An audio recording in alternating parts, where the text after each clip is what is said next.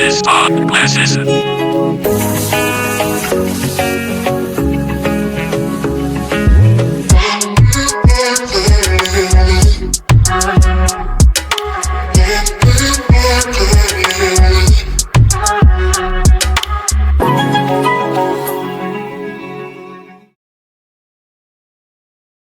Welcome to another amazing episode of Gist on Glasses podcast. As you can see, we're back here, of course, to create content for you guys at home, in the gym.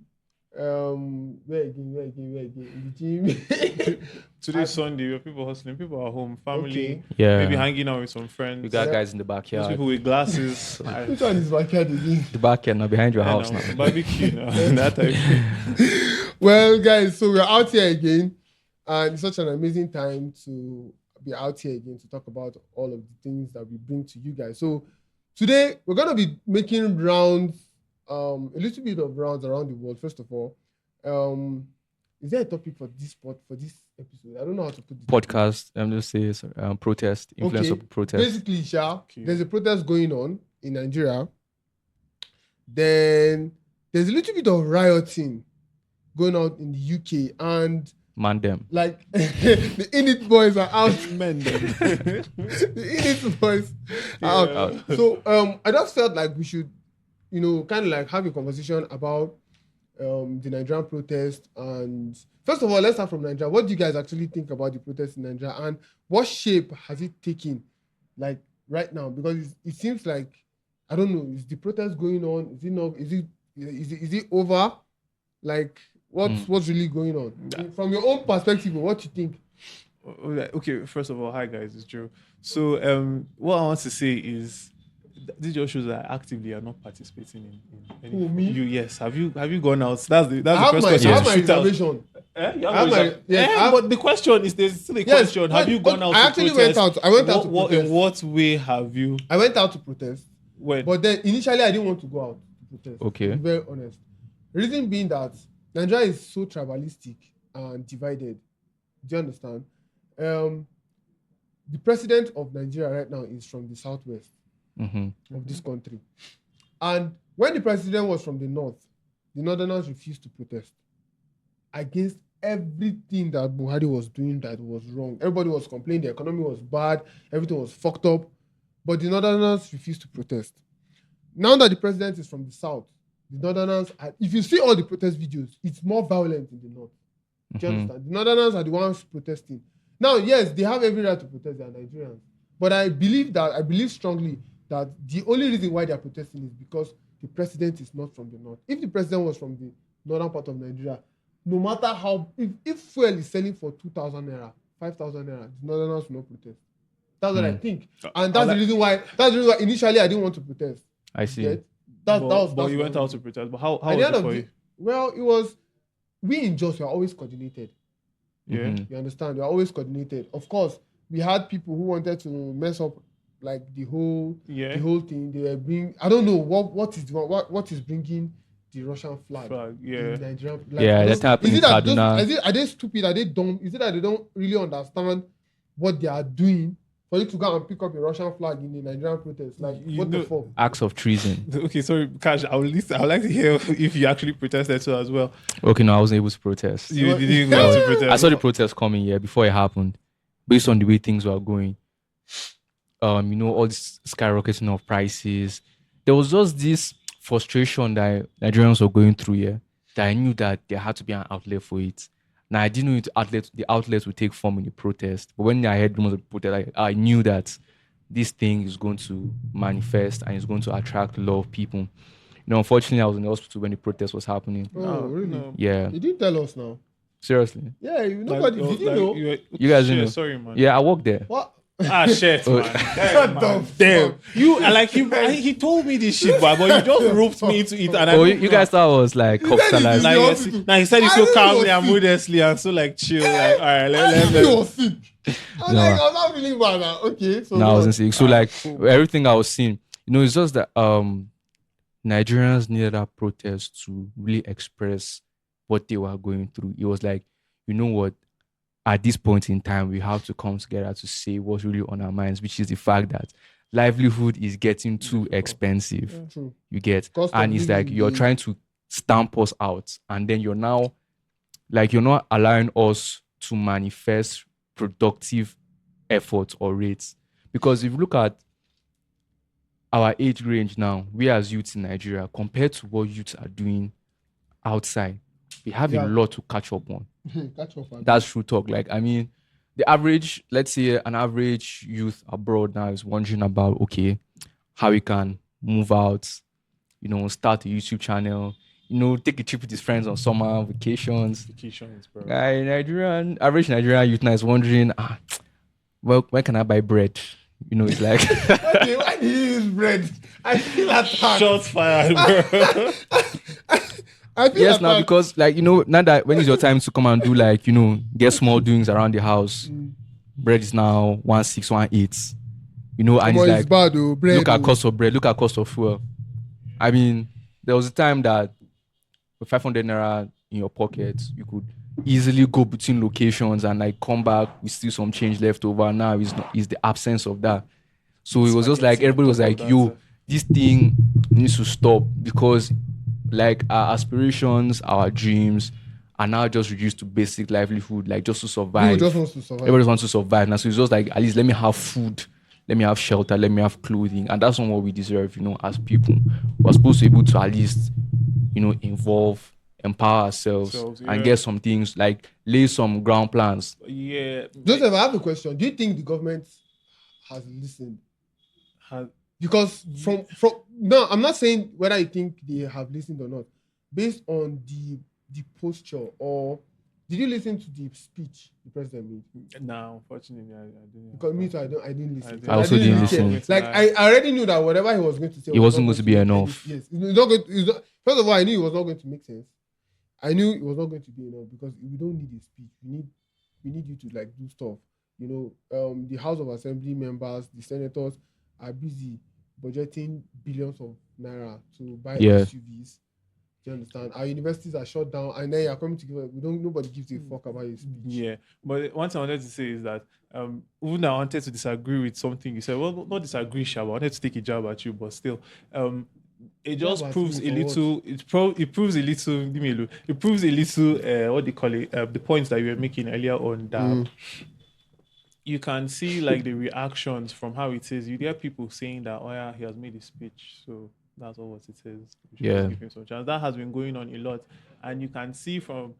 Well, I'm not trying to, but you can see from the type of people that are also saying, like the group of people that are also saying that he has made a speech, so you should let it be. Definitely supporters, whether by party, whether by ethnicity, by interest, or whether by religion. It's definitely by interest, not necessarily for the general good. But what I wanted to say also, I feel like it's unfair for you to be saying that when Buhari was in office, how much was fuel? Yeah. No. When Buhari was in Don't office, forget, how much was a bucket Now, of tomatoes? I was my in bro? Zamfara State. That was like 1.5 I was in that time. Zamfara State when like, fuel was see, 65 like things naira. are crazy right Sorry, now. let me break it down. I was in Zamfara State when fuel was 65 naira. Yeah. That was during Goodluck Jonathan. Then they now removed fuel subsidy, and then fuel moved from 65 naira to, was it 80, 85 or 100 naira? Yeah.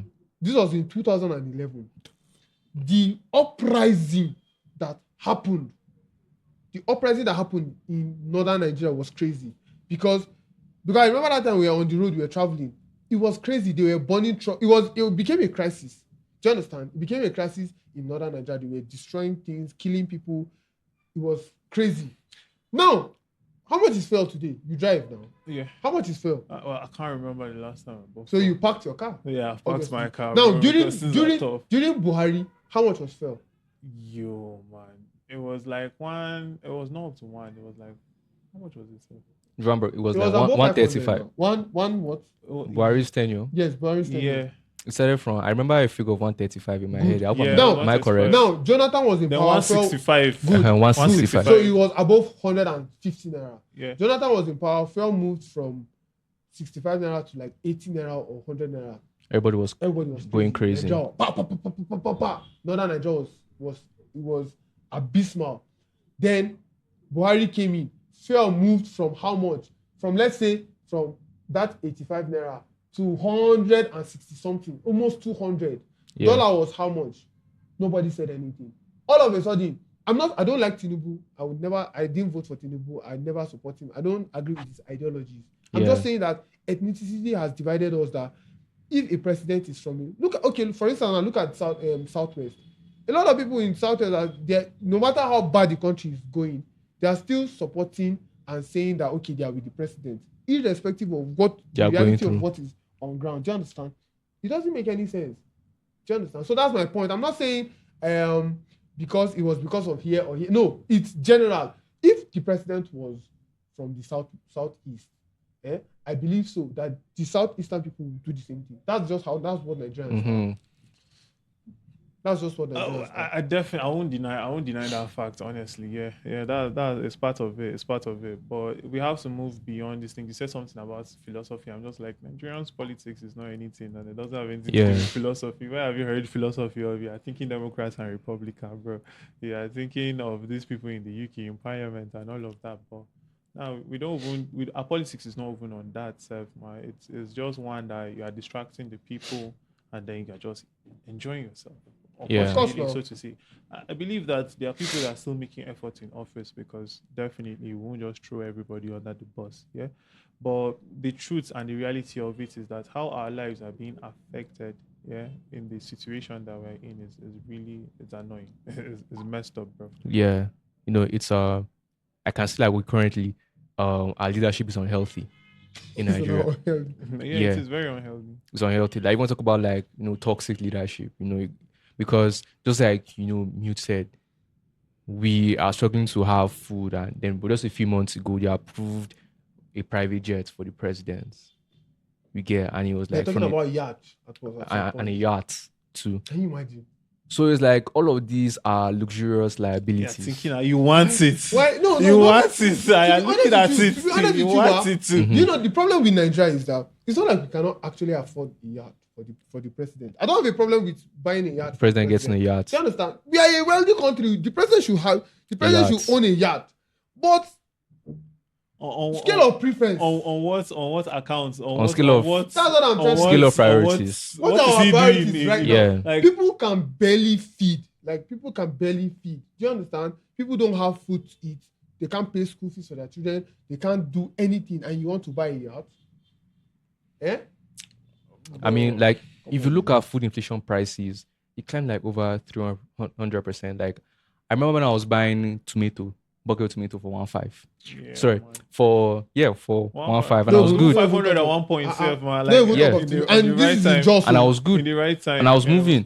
Then recently, the thing jumped to 4,000 naira. Back then, how much person? And I was like, what the hell? Do you understand? How much before that time? I mean, you could get money. You could get money that time. Good. I mean, I was there when Cabin Biscuit was 400, but now Cabin Biscuit is like 900. It's 1K, bro. Almost 1K in other retail outlets. So you see everything just flipping. And then it's like people are, now if you look at, let's say, an average civil servant, now how do you expect them to feel about all these price changes? How many civil servants even make 6 figures? Did you just see that they said they've not approved, sorry to cut you short, they've not approved the NYSC 70K? That one's a lie. That's a lie. That we're not getting 70K. No, but we love to reach for the stars. Bro. Yeah, it's like, said 250 initially, bro. In what reality, please? I mean, I beg. How do government pay 250K to every cop? I mean, it's like, no. If they can pay, see the fucked up part is that they are in these offices that they've been voted into power, into Parliament, Senate, House of Reps, and all of those places, and then they pay themselves good, man. Have you seen their?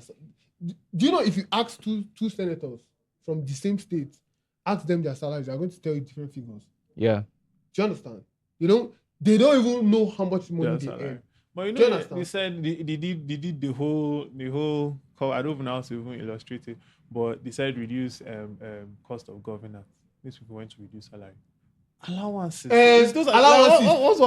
It's like your salary is earned to you now. It's earned to you till you die. It's earned to you. No problem. That's your salary. But those allowances. Then we've not even finished talking about all of these lawmakers. Then some other governors that pay themselves pension. Governors. Yes, you don't know. Like I'm trying to understand what you're saying. Yes, pension as per you serve for 4 years, 8 years. Yeah, they want to be entitled to pension till they die. Is that not how you set up for like some certain officials?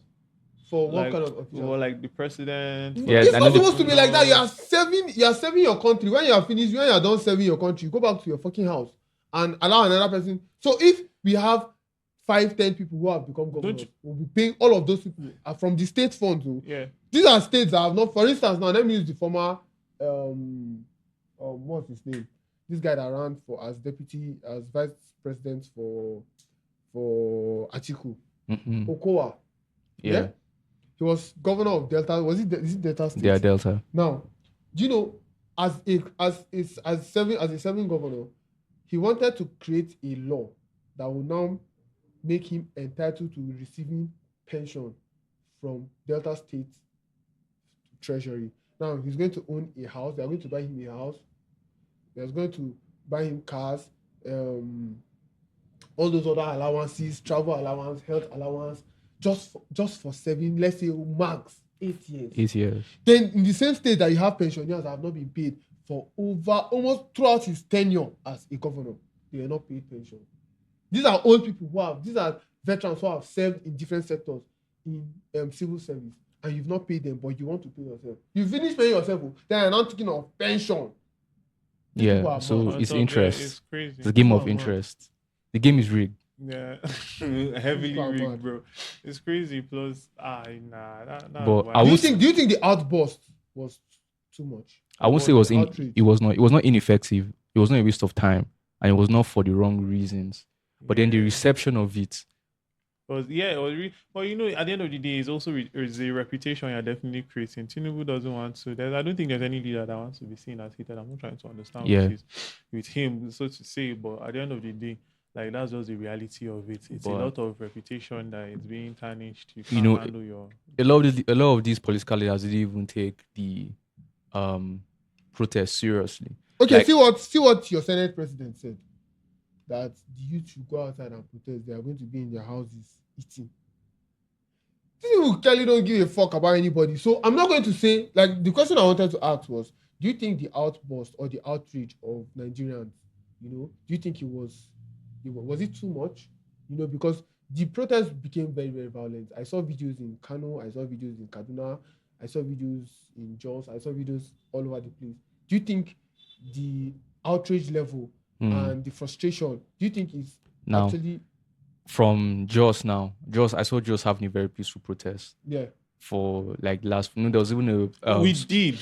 Yeah. Please, we did have a very peaceful it was protest. A peaceful protest. There was even a social media, sighting where it was like just were protecting some Muslims that were having prayers.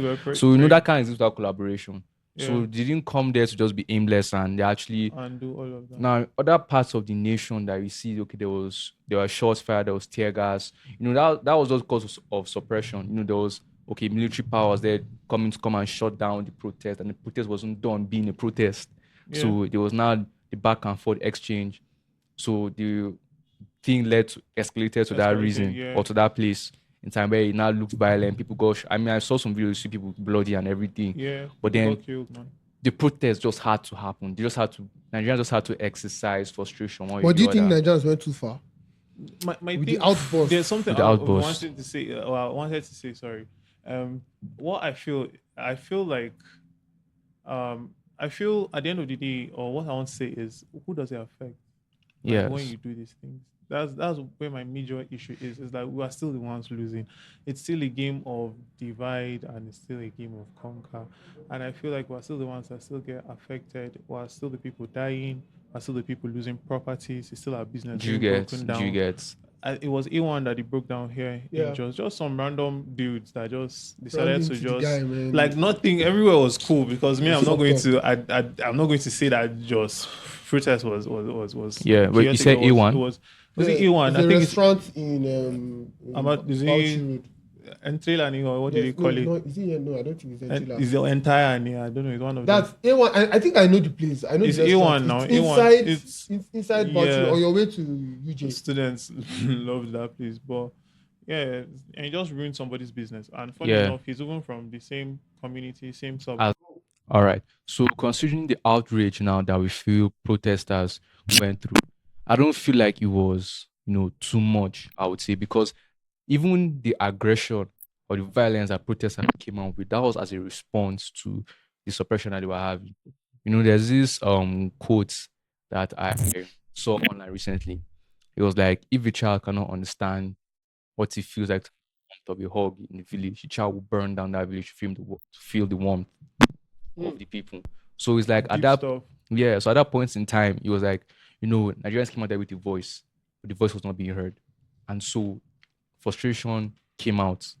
And that was just like, let me just say, you saw it escalated to that point in time because we knew that the government had no interest in even listening to what we wanted to go through, what we wanted to say.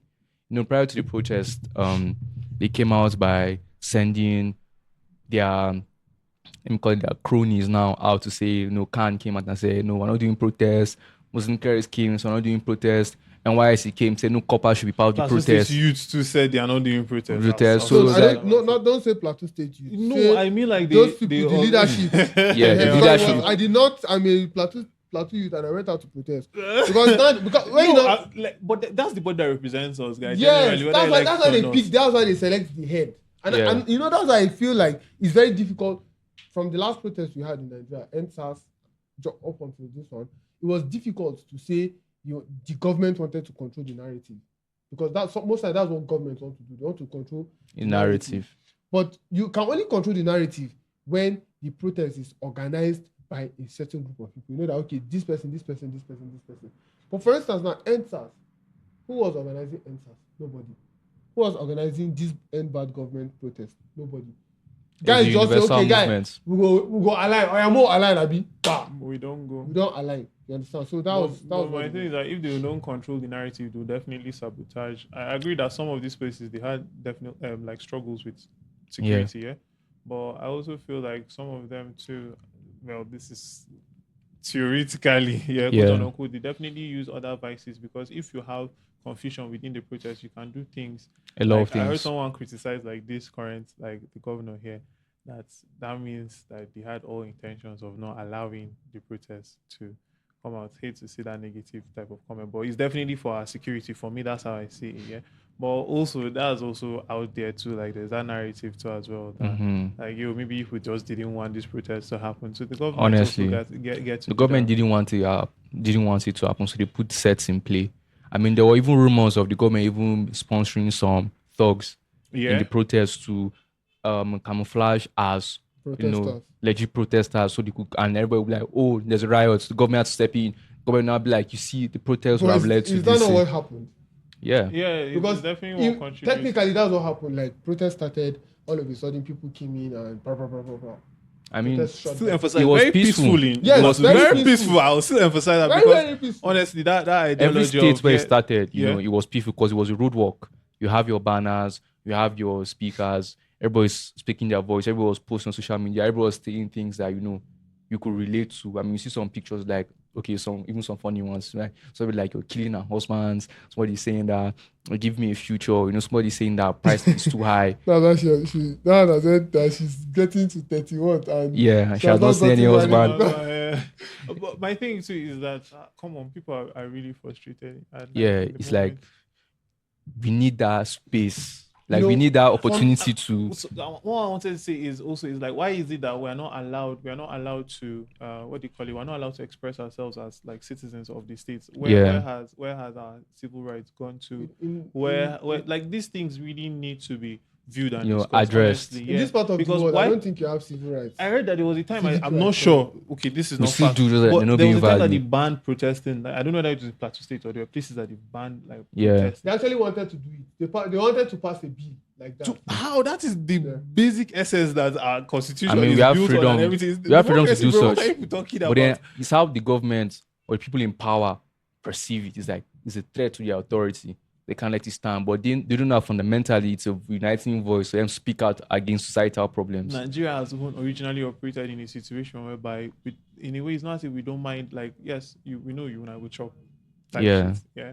We know see when I go chop. But back then, there was even the morality of we know that we owe something to these people. Do you understand? Yeah. We know that life cannot be difficult. We will take care of Una. we go chop. You get that kind of thing. Yeah. Yes, we know people went overboard and all of that. It seemed like it was kind of like that unwritten agreement. We have a lot of unconstitutional unwritten but like that is like how we do rotation now with leaders and all of that. Because it's not written that every it's like just, that, but just in the something system. that you know that's. And I don't even know how the people who are the people that used to calculate who is next. Like after, do you know? Kingmakers. They are godfathers. Okay. So apart from just the protest whole thing in Nigeria, there's an ongoing riot in the UK. Yeah. And of course we are not in the UK, we're in Nigeria. But then someone reached out to me and was like, okay, the person has been following the podcast and all of that, and they like us to get to talk about what's going on in the UK. Unfortunately, none of us live in the UK. We just have fragments of information. What's happening here? Why what's giving out our here. location? Yeah. Continue. I'm proud to be here. That UK na jungle. So we're gonna call someone because he said we should call him. He gave us a number and he was like we should call him because he's going to more or less give us a little bit of a breakdown insight of what's going on in the UK. So let's call this guy, this anonymous person. He said he's anonymous. He doesn't want us to know who. Hello? Yes, hello. Yeah, can you hear me? Loud and clear. Yeah, okay. So we are live on the Gist on Glasses podcast, and we'd like to get to hear your take on the riots going on in the UK, what's happening, what's the cause of the riot, how bad is the damage, and all of that information. If you can round up, let's say, give us a summary. Shed some light for us in 5. We're here live, so we are listening to you, sir. And give us an alibi. How long do we have? Eh? Roughly. Sorry? How long do we have, roughly? I don't know. Can you let's say 5 minutes. Yeah, 5 minutes. Let's get to hear your thoughts. 5 minutes. Yes. You want a review on this? Eh? You want a 5-minute summary on this? Oh yeah. Just briefly. No, what I mean is how long do you have for this whole conversation? Okay. I don't know. So we have 10 minutes more. Let's say Roughly. we can do 10 minutes for you. Okay. It's very difficult to summarize that quickly, but anyway, just for the record, I am stating that I pledge my eternal allegiance to the Lord Jesus Christ. Okay. He has the supremacy over all. And whether you bend now and bow now, or bend and bow later, you must bow. Yeah. That's for the record. Now, what's happening in the UK is part of a larger scheme across the earth. It's not a coincidence that there are riots or, let's say, civil unrest happening across the earth at the same time. Okay. So one must remove themselves from their personal bias and easily triggered emotions to see the bigger picture. So if you see conceptually what's happening across the earth, what you are seeing is there's a quote-unquote reaction to a quote-unquote problem that has existed within that nation for decades. So whether it's in Bangladesh, whether it's in Venezuela, whether it's in Nigeria, whether it's in the UK, all of them, the problems that are there are a problem that has existed for a very long time. Okay? So whether the reaction is genuine or artificial, what you have to understand is that they are all reactions to something that has existed for a very long time. Now, for those in the know, they understand that, yes, there are general grievances with the human beings. However, if they're all happening at the same time, different nations, different cultures, and different dynamics, that means someone is orchestrating all of this and triggering it artificially. Okay? So that is a summary in regards to, as a whole, the big picture. Okay? Now, let's say Nigeria as an example. The main reaction is to bad governance, corruption, poverty, etc., etc. And that's not something that's happening today or happening last week or even happening with the new administration. It has been a problem for a very long time. Okay? So this seems to be now, the narrative is now run, okay, this is why it's happening. You will understand people now. Gang. Those in the know and those that have a brain will see that there's something not natural about this reaction. Yes, we want to show our voices that we're not content with the state of the nation. However, anyone that has any ounce of intelligence will see that there's some kind of guiding hand behind this whole thing. Okay? Okay. It's the same thing in the United Kingdom right now. The narrative, this is just the narrative that is sold to any foolish person that will buy the narrative, is that, okay, the English natives, they don't want the foreigners to be in. That is the deceptive narrative that is sold. What is true, whether people like it or not, is that for nearly 3 decades, and some may argue even longer, there has been forced immigration, legal or illegal, into this country with a purpose. Okay? Now, the native population have been propagandized against themselves. There has been a very, very intense psychological warfare against the native English, that they should be embarrassed to be English. Okay? And they say all under the guise of asylum seeking, my country is this, my country that, their country this, and it's all emotional tactics that they use to go and silence the crowd. If the emotional tactics doesn't work, they now go and embark on another psychological warfare called, they now start labeling you. And the labeling is now, you are racist, you're xenophobic, and blah blah blah. All these are military intelligence, counterintelligence terminology. It's a sort of military warfare without weapons, without bullets. Okay, so nobody in this country wants to be branded one of the following terminologies, one of the following labels. They don't want to be branded racist. They don't want to be branded xenophobic, which is not liking people from outside. They don't want to be branded sexist. They don't want to be branded against fags, yes, which they now call homophobia. But homophobia, by definition, means irrational fear of gays. So it has a completely different meaning. You said people don't understand. You said irrational fear of what? Gay. The irrational fear of homosexuals. Oh, okay. That's what fag However, means. when you use the word homophobia, what people think the word means is that you hate homosexuals.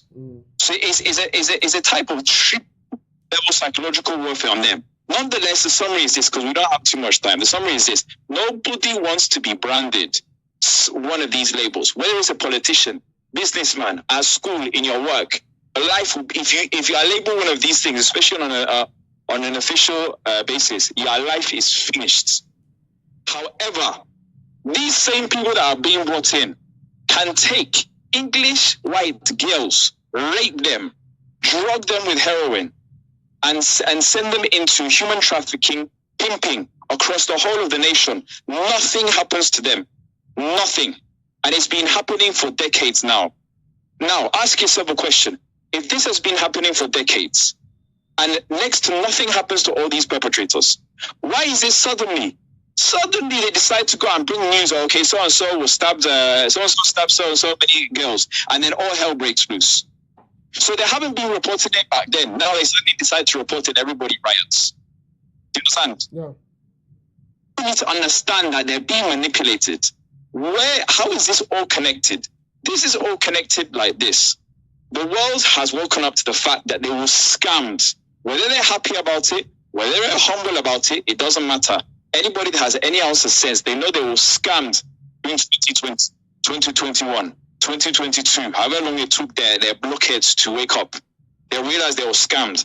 They know that another worldwide lockdown due to something to do with biological or chemical, or anything to do with the medical realm or health might not work, even though they have that in the books. What they're now running simultaneously is a backup plan. Okay, if we cannot get everybody inside their house locked down under martial law, state of emergency through a health reason, we were going to try it through civil unrest. Because whether you're in an election year or not, under state of emergency, there's many laws, there's many there's many rights that are afforded to the citizens by nature. But we're on a state of emergency or martial law, they are all removed. Okay? There's a lot of due processes that are not put through the books. So whether it's to the average citizen, whether it's to certain bodies or even government officials for that matter, they are not afforded those protections, because now, to summarize it, the whole nation is now under one big massive kingship, and the king has the first and the last say. Do you see? So they're trying to get everybody back into that. This is the backup plan of that one. Okay, and that's what they're trying to do, because there's been a lot of moves that these what they call them. Some might call them the New World Order. Some might call them Mystery Babylon. Some might call them by different names. But it's an international cabal, and they have their little minions across the earth that are very, very happy to sell their own country out. Do you see? And that's what is happening. So what's happening in the UK is simply manipulation using media, which is an extremely powerful tool to go and get people to riot. Now, a lot of the riots that quote unquote have been happening have not even happened in the first place. Number one. Number two, the coverage only of the natives has been covered. Is my opinion that these guys are paid agitators with some easily riled up people that are genuinely upset at what's been happening for decades, longer than some of you listening have even been born. Yeah. Okay, but they only cover that side. Okay, they don't cover the other side, the disorderly Muslim side of the reaction, because it's largely Muslim. They don't cover that side, and in fact, if you cover some of these things, the Prime Minister and Chief of Police in those certain positions that have even won, even just retweeting something might land you in prison, and they're going all out on there to go and search you. Oh, but you can share the other one, that's fine, but not the other side. So this is what I try to explain to people as an immigrant myself. If they can successfully emasculate the native people to first hate themselves and be silent and not talk back and not fight back, when the outside force has been used, what do you think they're going to do to them? This is simple tactic of empire, divide and conquer and infiltration and treason. The first people to be wiped out when the new people come in are the traitors, because they are cowards. They cannot be trusted. So this is what's happening right now. That in this part of the world, it's the system of Islam has been manipulated and co-opted and hijacked against both the native people of this country, the white English, and also has been used to manipulate any Muslim that is easily riled up, to now to allow the politicians to get their way. Do you understand? Yeah. Now, you see all of these guys, they don't look Muslim to you. So why would they be going against their people? Because they are either black, they're under a state of blackmail, similar to anyone that listens to this podcast probably is familiar with either Epstein or what happened with Ali. They're under a blackmail operation, or they just genuinely have a disrespect for their own lives. They don't care about themselves. Therefore, they're going to bring everybody down with them, and they don't mind to sell out their own country. It's a problem across the face of this earth. Do you understand? Yeah. So I have a dark soul. I'm a miserable individual, and I want to bring everybody down with me. So I'm going to go there, and then the people that are really controlling things behind the scene, they know how to pick who it is. Presidents, prime ministers, all these people, all they are is the face. They are puppets. They are nothing. They are absolutely nothing. Do you understand? But these are the faces that are given to us. It's the people behind. It's the same in Nigeria. Yes? Who, sincerely speaking, is running Nigeria if we have a head of state like we do? Do you understand? Something's not right. The same with the US. The guy doesn't even know what century it is. Who is really running it? Clearly, it's not him. So who? So what has happened? So there's a larger operation happening here, and it's being controlled by people that we may not know, but the people that, let's say, the organizations that I can say that people will understand who running it is. It's special branch. Okay, so we're gonna call him back. We had a little bit of technical issues, and then he's gonna round up for this particular episode. I hope he picks up. Okay. Hello, can you hear me?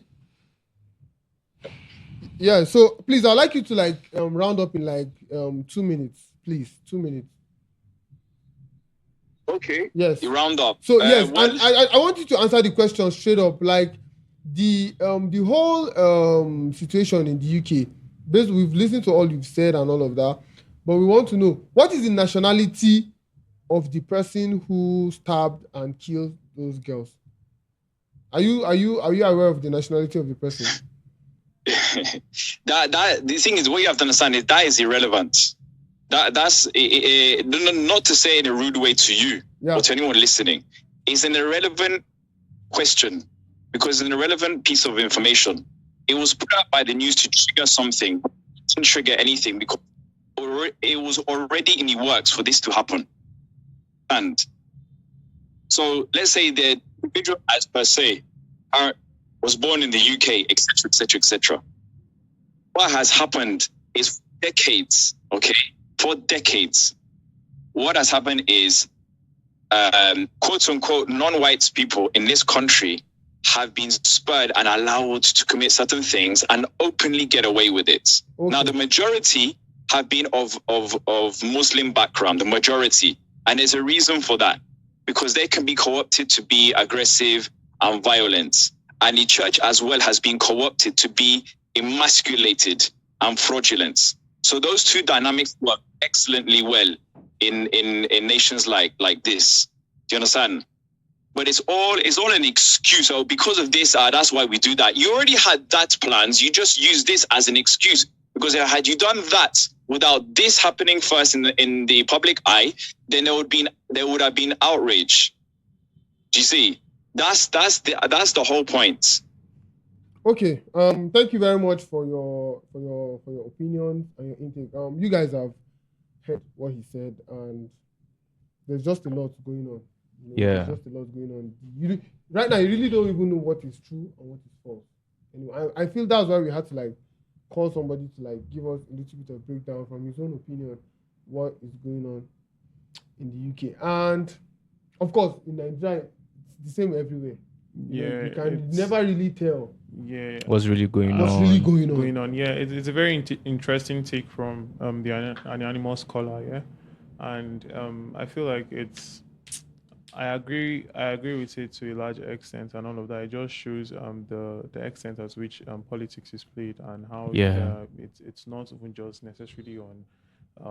We were still here for basic amenities, while things are going on are very for a whole different board game. Yeah, but I won't say that our people who don't do it, because I believe that there are certain things that were orchestrated within certain times, like some certain groups and all of that. But and most of these things are also fueled by people that might be in places of power and all of that too as well, or they might have one form of involvement or the other. Someone says that is a conflict that lasts more than a day or two, or something like that. It's government sponsored. Yeah, it's a government that sponsored it. Yeah, so okay. Definitely, you know how when it affects certain people, they are able to find the people that did it. But when it involves someone else, you are left to your own wits and what you can do. Yeah. Kashim, last words. Well, guys said this game of politics, it's a dangerous one. And then when you have politics and the media, then you have, like Newmari said, a whole different story, like a propaganda, something that serves the interest of people or the people in power. Like when this thing happened, like looking back at this protest, or even before the protest, there's always, they just needed to find a way to just cite it as violence, or they could step in and do what was necessary, what they deem necessary to protect the interests and lives of Nigerian youths or the nation at large. That's the storyline they will give you. I mean, it's all what it is, but at the end of the day, like, you also have to look out for your best interests. And nowadays, looking out for your best interest makes you one of them, but it shouldn't be that way. Well, it was such an amazing time having this conversation. It was a deep one, and of course, we hope to see you guys tune in for the next episode. Subscribe to the channel, follow the YouTube, subscribe to the YouTube, TikTok, all of those social media platforms. Spotify, listen, Spotify, please. Yeah, of course. Yeah. And we're going to see you guys in the next episode. Shout out to Peace. all the Manchester United fans. They lost the Community Shield. Well, it happens. I told him they played City when they were drunk. It happens. He thought I was lying. One of those things, man. It's not one of those course, I'm things, still a proud bro. fan. It has been those glory, things, Man bro. United. See you guys on the next There's episode. no glory, bro.